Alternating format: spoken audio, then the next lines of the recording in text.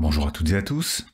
Rien de tel que quelques exercices afin de bien comprendre l'utilisation de tout ce qu'on a vu sur les racines carrées. On commence avec ce premier exercice dans lequel on demande d'écrire racine carrée de 48 moins 3 racines de 75 sous la forme a racine de b. C'est un type de calcul très classique. Je vais vous l'expliquer avant de vous laisser chercher. Pour commencer, quand vous utilisez la plupart des calculatrices pour calculer une racine carrée, on obtient souvent un résultat un peu déroutant. Payer plusieurs dizaines d'euros pour apprendre que la racine carrée de 2 est égale à la racine carrée de 2, voilà de quoi être un peu déçu. Heureusement, les calculatrices vous donnent aussi une bonne valeur approchée avec plusieurs décimales. En fait, ce résultat n'est pas bête du tout. Avec ça, la calculatrice vous a donné à la fois la valeur exacte et une valeur approchée. Je vous l'ai déjà dit, mais la plupart des racines carrées sont des nombres irrationnels, c'est-à-dire qu'ils comportent une infinité de chiffres après la virgule, et surtout qui ne peuvent pas s'écrire sous la forme d'une fraction. On l'a même démontré dans une autre vidéo pour la racine carrée de 2. La plupart du temps, il est donc impossible d'écrire les racines carrées autrement que sous cette forme. Et c'est pour ça qu'on utilise très peu la calculatrice pour avoir des valeurs approchées. Je vous montre quelques autres valeurs exactes. On retrouve le fait que la racine carrée de 4 est égale à 2 et que celle de 9 est égale à 3. Ça, on l'a déjà vu dans une précédente vidéo. Ce sont les racines carrées des carrés parfaits. Par exemple, 3 au carré, ça fait 9, et c'est pour ça que la racine carrée de 9 fait 3. Rien de nouveau donc. Par contre, ce qu'on n'a pas encore vu, c'est ça. La racine carrée de 8 est égale à 2 racines de 2. Et il y en a d'autres. Par exemple, la racine de 12 est égale à 2 racines de 3, racine carrée de 20, ça fait 2 racines de 5, ou encore racine de 32 qui fait 4 racines de 2. Eh bien c'est ça qu'on appelle écrire sous la forme a racine de b. Et je vais vous montrer comment on arrive à ce résultat. L'idée de départ est d'écrire 32 sous la forme d'un produit et qu'un des deux facteurs soit un carré parfait. Je vous rappelle la liste des carrés parfaits. Le carré de 1 c'est 1, le carré de 2 c'est 4, celui de 3 c'est 9, et ainsi de suite. Cela revient à la liste des racines carrées qui est marquée du côté droit. 32 se décompose en 16 fois 2. C'est 16 le carré parfait. Ensuite, on utilise la règle sur la racine carrée d'un produit qui est égal au produit des racines carrées. Et là, vous allez comprendre pourquoi on a fait apparaître un carré parfait.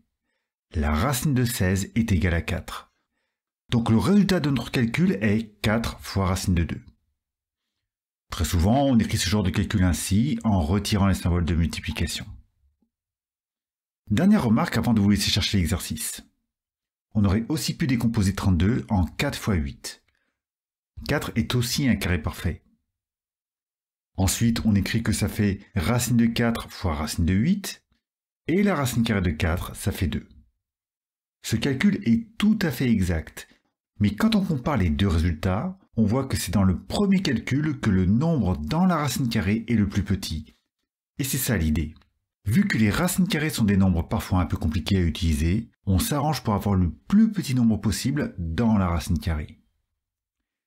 C'est le même genre d'objectif que quand on simplifie une fraction. Allez, j'ai assez parlé, je vous laisse l'exemple que je viens d'expliquer en bas à droite, et je vous propose de mettre sur pause pour essayer d'écrire l'expression a sous la forme a racine de b. On passe à la correction. Il faut commencer par décomposer 48 et 75 sous la forme d'un produit de deux nombres dont un des deux doit être un carré parfait. Ce dernier point est important, car 48 c'est par exemple 6 fois 8, mais ni 6 ni 8 ne sont des carrés parfaits. La bonne décomposition est 16 fois 3. Alors comment faire pour la trouver? Si vous n'êtes pas très à l'aise avec vos tables de multiplication, recherchez au brouillon, testez pour voir si 48 est le multiple d'un carré parfait. Par exemple, 48 divisé par 4 est égal à 12, donc 48 est un multiple de 4, c'est 12 fois 4. Ensuite, vous testez avec les carrés parfaits suivants. Inutile d'aller plus loin, on est sûr que 48 n'est pas un multiple de 49. Si on regarde ce qu'on a obtenu, on peut éliminer ces trois résultats, car le quotient n'est pas un nombre entier. Ça veut dire que 48 n'est pas un multiple de 9, ou de 25, ou de 36. Par contre, 48 est un multiple de 4 et de 16. On prend alors le plus grand, et c'est comme ça qu'on sait que 48 est égal à 16 fois 3. De même, 75 est égal à 25 fois 3. Ici, c'est 25 le carré parfait. Alors, je mets toujours à gauche et en rouge dans le produit. Ensuite, on utilise la règle de calcul disant que la racine carrée d'un produit est égale au produit des racines carrées.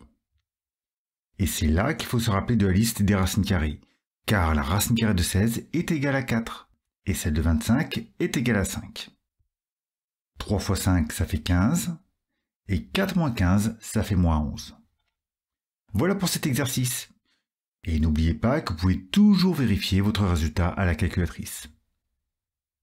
Pour le deuxième exercice, on considère un carré dont on connaît la surface, qui fait 42 cm², et on recherche son périmètre.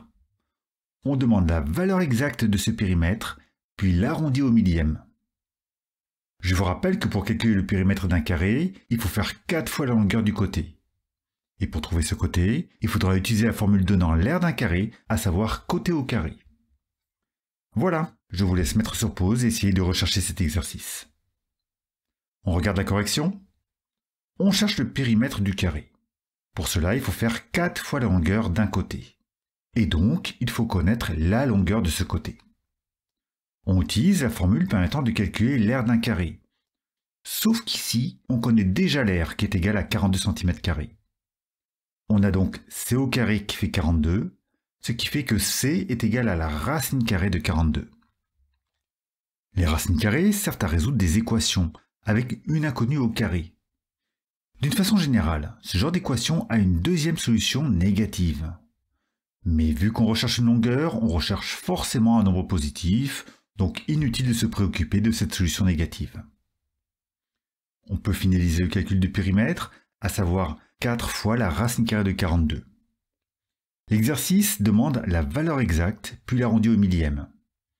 La valeur exacte, on l'a déjà. Pour l'arrondi au millième, on utilise la calculatrice et on répond en faisant bien attention d'arrondir au millième le plus proche.